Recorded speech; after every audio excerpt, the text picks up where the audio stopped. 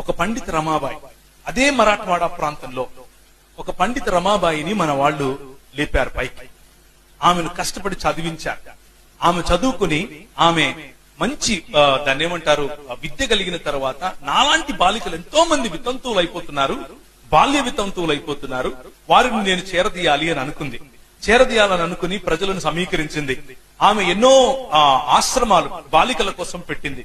పెట్టి వారిని పెంచుతూ ఉంటే ఇదే లోకమాన్య తిలక్ గారు ఆమె గురించి అంటాడు, ఈమెకు మన దేశంలో ఇంతమంది దేవుళ్ళుంటే ఒక్కడు కూడా ఈమెకు పనికి రాలేదంట.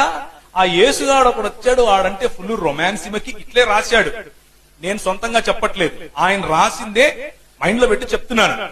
యేసుగాడు ఒకడు వచ్చాడు, ఆడంటే ఈమెకు రొమాన్స్, అందుకు ఆడితో లేచిపోయింది అని రాశాడు. ఇది వాళ్ళకున్నటువంటి భావజాలం.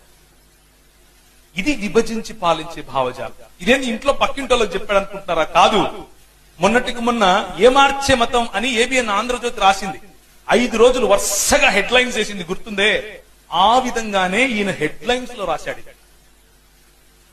ఈ పండిత అంట, దీనికి పండిత అని పేరు ఎవరిచ్చారు, ఏం చదువుకుందని పండిత ఇచ్చారు, అందుకనే మేము పోరాడుతున్నాం, స్వరాజ్యం నా జన్మ హక్కు అన్నాడు. ఏంటా స్వరాజ్యం? మనుధర్మ శాస్త్రం రావటం స్వరాజ్యం. బ్రిటిష్ వాడు పోవటం కాదు స్వరాజ్యం. ఈయన దృష్టిలో మనుధర్మ శాస్త్రం రావటం స్వరాజ్యం. ఏంటా మనుధర్మ శాస్త్రం? స్త్రీకి చదువెందుకు, లోపల ఉండాలి. స్త్రీకి ఎక్కువ చదువు చెప్తే ఇదిగో ఇట్లా పండిత రమాబాయి లాగా తయారవుతుంది, మిగిలిన వాళ్ళకి కూడా చదువు చెప్తారు. శూద్రులకు చదువు ఎందుకు? ఏం పోయింది మీకు? మతిపోయిందా? ఎందుకు చెప్తున్నారు మీరు చదువు చెప్పొద్దు. వాళ్ళకి ఏం నేర్పించాలా? వాళ్ళు చెప్పులు కుట్టే ట్రేడ్ లో ఉంటే చెప్పులు కుట్టడం నేర్పించాలా, వాళ్ళు మంగళూరులో అయితే వాళ్ళకి తలకత్తిరించడం నేర్పించాలి. ఇది ఆయన చెప్పిన మాటలు, నేను చెప్పిన సొంత మాటలు కాదు. ఆయన పేపర్ లో ముద్రించి మరీ ఇచ్చాడు. కేసరి పేపర్ పేరు. ఇది ఈ దేశంలో బడుగు బలహీన వర్గాల పట్ల జరుగుతున్నటువంటి దాడి. ఆ సమయంలో వారి ఇళ్ళు, వారి వాకిళ్ళు, వారి సంస్కృతులు, వారి దేశాలు విడిచిపెట్టి ఈ దేశానికి వచ్చి మొట్టమొదటి న్యూస్ పేపర్ ఈ దేశానికి ఇచ్చింది మన వాళ్ళు.